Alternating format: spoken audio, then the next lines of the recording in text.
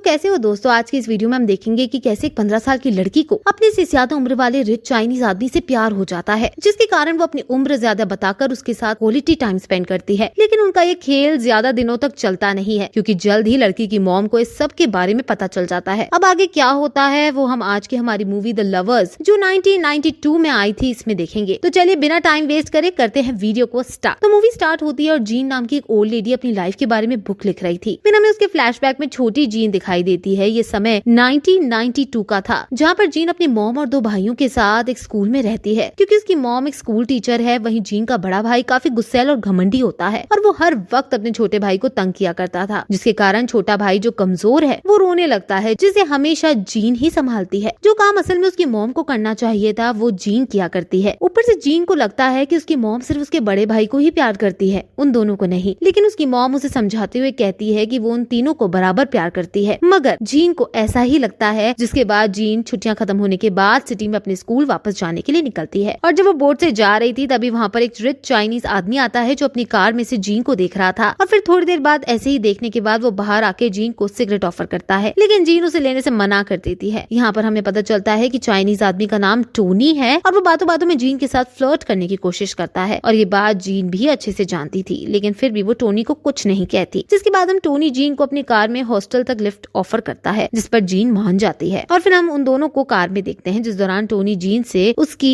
उम्र पूछता है। इस पर जीन 15 साल की बजाय 17 साल बताती है, क्योंकि उसे पता था कि अगर उसने 15 साल बताया तो टोनी उसे छोड़कर चला जाएगा। अब 17 साल सुनने के बाद टोनी अपने आप को रोक नहीं पाता और बातों बातों में जीन का हाथ पकड़ लेता है। लेकिन इस सब से जीन को कोई प्रॉब्लम नहीं होती, बल्कि वो तो इसे एंजॉय कर रही थी, क्योंकि ये सब उसके साथ पहली बार हो रहा है। और फिर हॉस्टल आने पर जीन टोनी को गुड बाय बोलकर वहाँ से चली जाती है। वहीं हॉस्टल में डिनर करने के दौरान जीन एलाइस नाम की एक अपनी फ्रेंड को टोनी के बारे में बताती है। इसके बाद अगले दिन जब जीन स्कूल जा रही थी तभी उसे टोनी की कार दिखती है, जिसमें टोनी बैठा हुआ था। दरअसल वो जीन को पसंद करने लगा था, इसलिए वो उसे देखने के लिए यहाँ पर आया था। और ये बात जीन भी अच्छे से जानती थी, जिसके बाद वो अपने प्यार का इजहार करने के लिए कार के विंडो पर किस करती है, जिसे टोनी समझ जाता है कि जीन उसे पसंद करती है। जिसके बाद अगले दिन टोनी जीन को लेने के लिए आता है और जीन उसके साथ चली जाती है। दरअसल टोनी उसे एक रूम में लेकर आता है, जिसे बैचलर्स रूम भी कहते हैं। और ये नाम सुनते ही जीन समझ जाती है कि यहाँ पर रिच चाइनीज लड़के अपने लवर के साथ क्वालिटी टाइम स्पेंड करने आते हैं। लेकिन टोनी ऐसा नहीं करता, उसे बुरा लग रहा था, क्योंकि जीन भी बच्ची थी और वो ये सब सहन नहीं कर सकती। इसलिए वो जीन को वापस हॉस्टल लेकर जाने की बात कहता है, मगर जीन मना करते हुए कहती है कि मुझे वापस नहीं जाना, बल्कि तुम मेरे साथ वही सब करो जो तुम बाकी लड़कियों के साथ करते हो। जिसे सुनने के बाद टोनी अपने आप को रोक नहीं पाता और फिर दोनों वहीं पर संबंध बनाते हैं। इसके बाद जीन टोनी को अपनी फैमिली के बारे में बताती है कि उसके डैड के गुजर जाने के बाद उनकी कंडीशन काफी खराब हो गई और पैसे तो बिल्कुल भी नहीं है। जिसे सुनकर टोनी कहता है कि क्या तुम यहाँ पर इसलिए आई हो क्योंकि मैं रिच हूँ। इस पर जीन ज्यादा कुछ नहीं बोलती, लेकिन हम समझ पाते हैं कि वो यहाँ पर पैसों के लिए ही आई है। जिसके बाद वो दोनों पूरा दिन उसी रूम में मजे करते हैं। और फिर रात में टोनी जीन को अच्छे से एक रेस्टोरेंट में डिनर पर लेकर जाता है, जहाँ पर बातों बातों में टोनी बताता है कि मैं एक चाइनीज हूँ और मुझे चाइनीज लड़की से ही शादी करनी होगी, मैं तुम्हारे साथ शादी नहीं कर सकता। इस पर जीन कहती है कि अच्छा है, क्योंकि मैं भी तुम्हारे साथ शादी नहीं करना चाहती। वहीं हॉस्टल वापस आने पर हम जीन को रोते हुए देखते हैं, क्योंकि शायद अब वो टोनी से प्यार करने लगी है। जिसके बाद हम देखते हैं कि आगे आने वाले दिनों में टोनी और जीन बैचलर्स रूम में क्वालिटी टाइम स्पेंड करते हैं। इसी बीच स्कूल की छुट्टियां लग जाती है और जीन वापस अपने गाँव आती है। लेकिन इस बार टोनी उसे अपनी कार में छोड़ने आता है, जिसे देखकर जीन की मॉम और बड़े भाई को शक होता है कि जीन का चाइनीज आदमी के साथ अफेयर चल रहा है। लेकिन जीन इसके लिए साफ साफ मना कर देती है। इस पर उसकी मॉम उसे एक लेटर दिखाते हुए कहती है कि ये तुम्हारे हॉस्टल से आया है और उन्होंने कहा कि तुम पिछले वीक में 2 दिन हॉस्टल में नहीं थी। जिस पर जीन बताती है कि मैं अपने चाइनीज फ्रेंड के घर पर रुकी थी और हम दोनों के बीच वैसा कुछ नहीं हुआ जैसा आप लोग सोच रहे हो। इसके बाद जीन अपनी पूरी फैमिली को टोनी से मिलवाने के लिए लेकर आती है, जहाँ पर लंच करते वक्त टोनी सभी को फैमिली बैकग्राउंड के बारे में बता रहा था। लेकिन जीन की फैमिली में कोई भी उसकी बातों पर ध्यान नहीं देता, बल्कि वो लोग तो 5 स्टार होटल का खाना खाने में बिजी थे, क्योंकि लाइफ में पहली बार वो लोग यहाँ पर आए थे। वहीं हम देखते हैं कि टोनी को इस बात का काफी ज्यादा बुरा लग रहा था, जिसके कारण वो जीन को बैचलर रूम में लाकर जमकर पेलता है। जिसके बाद जीन टोनी से कहती है कि उसकी मॉम को कुछ पैसों की जरूरत है, तो टोनी उसे पैसे निकाल कर दे देता है, क्योंकि वो जीन को काफी पसंद करता था। उसके बाद अगले दिन जीन वो पैसे अपनी मॉम को देती है। आगे हम देखते हैं कि स्कूल में कोई भी लड़की जीन से बात नहीं करती, क्योंकि उन्हें पता चल गया था कि वो एक चाइनीज मैन के साथ सो रही है। अब ऐसे ही कुछ दिन बीत जाते हैं। एक दिन जीन टोनी को बताती है कि वो कुछ महीनों के लिए पढ़ाई के सिलसिले में फ्रांस जा रही है, जिसे सुनने के बाद टोनी उसे एक डायमंड रिंग देता है, जो असल में उसकी मॉम की थी, क्योंकि अब वो भी जीन से प्यार करने लगा था। इसलिए वो अपने डैड से मिलाने के लिए जाता है और उन्हें सब कुछ बताता जाता है कि वो जीन से प्यार करता है और उससे शादी करना चाहता है, लेकिन उसके डैड साफ साफ मना कर देते हैं कि वो ऐसा नहीं कर सकता, किसी चाइनीज लड़की से ही शादी करनी होगी। अगर उसने ऐसा नहीं किया तो उसे प्रॉपर्टी में से कुछ भी नहीं मिलेगा। जिसे सुनने के बाद टोनी सीधा जीन से मिलने के लिए जाता है और उसे सब कुछ बता देता है। यहाँ पर वो ये भी कहता है कि वो लोग भागकर शादी कर सकते हैं, लेकिन जीन मना कर देती है क्योंकि अगर उन्होंने भागकर शादी की तो टोनी को अपने फादर की प्रॉपर्टी में से कुछ भी नहीं मिलेगा और जीन ऐसा नहीं चाहती थी। इसके बाद जब जीन घर आती है तब उसकी मॉम और बड़े भाई को डायमंड रिंग देखकर शक होता है कि जीन जरूर उस चाइनीज मैन के साथ सो रही है, वरना वो उसे इतना महंगा गिफ्ट क्यों देता। यहाँ पर जीन उन्हें समझाने की कोशिश करती है कि ऐसा कुछ भी नहीं है, लेकिन उसका बड़ा भाई नहीं मानता और जीन की पिटाई कर देता है। अब इस इंसिडेंट के बाद जीन की मॉम उसके बड़े भाई को काम के सिलसिले में फ्रांस भेज देती है, जिसे देखकर जीन और उसका छोटा भाई काफी ज्यादा खुश होते हैं। और फिर जीन टोनी से मिलने के लिए बैचलर रूम में आती है, जहाँ पर वो देखती है कि टोनी की हालत काफी ज्यादा खराब थी क्योंकि वो सारा दिन बस नशे में ही रहता है, क्योंकि वो चाइनीज लड़की से नहीं बल्कि जीन से शादी करना चाहता था। इस पर जीन कहती है कि जब तक तुम्हारी शादी नहीं हो जाती मैं तुम्हारे साथ बैचलर्स रूम में टाइम स्पेंड करूंगी। इसके बाद जब जीन घर पर आती है तब उसे अपनी मॉम से पता चलता है कि टोनी ने उनकी काफी मदद की है। फिर वो चाहे जीन के बड़े भाई को फ्रांस भेजना हो या फिर उनकी पूरी फैमिली को फ्रांस में सेटल करना हो, जिसे सुनकर जीन को काफी अच्छा लगता है और वो टोनी को थैंक्स बोलने के लिए बैचलर्स रूम में आती है। लेकिन वहाँ पर टोनी नहीं होता तो जीन पूरा दिन उसका वहीं पर इंतजार करती है, लेकिन टोनी नहीं आता। अब अगले सीन में हम जीन की पूरी फैमिली को फ्रांस जाते हुए देखते हैं, जिस दौरान जीन डॉकयार्ड पर टोनी की कार देखती है, जिसे वो समझ जाती है कि टोनी भी उससे प्यार करता है और उसे गुड बाय बोलने के लिए आया है। जिसे जीन को भी एहसास हो जाता है कि वो टोनी से काफी ज्यादा प्यार करती है और वो एक कोने में जाकर रोने लगती है। जिसके बाद हमें ओल्ड जीन को दिखाया जाता है। वो हमें बताती है कि एक दिन उसे टोनी का कॉल आया था और उसे पता था कि मैं एक अच्छी राइटर बन गई हूँ। साथ ही में वो ये भी कहता है कि मैं अभी भी तुमसे ही प्यार करता हूँ और मरते दम तक तुमसे ही करता रहूंगा। फिर गाइस इसी के साथ हमारी मूवी एंड हो जाती है।